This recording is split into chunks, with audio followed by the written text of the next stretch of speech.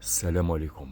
السعودية تريد أن تكون أخ المطبعين، لكن الجزائر أحرجتها بمواقفها الثابتة، كما أن عراب تطبيع الصهيوني أي الإمارات تستهدف الجزائر.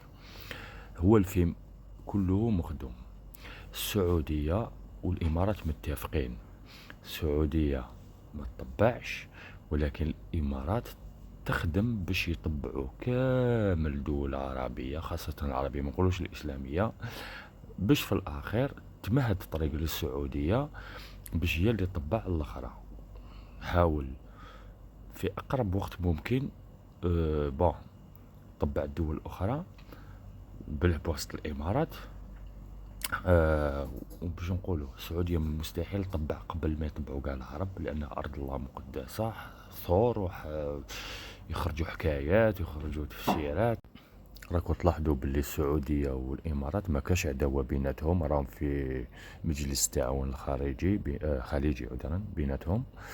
إذا السعودية راهي تدعم الإمارات تحت الطاولة، والفيلم مخدوم، وما يقدر السعودية يطبع قبل، لأنه يقدروا يثوروا عليه، يقدر صار عليه انقلاب الملك تاعهم هذاك ولا الولي العهد ولا يقتلوه.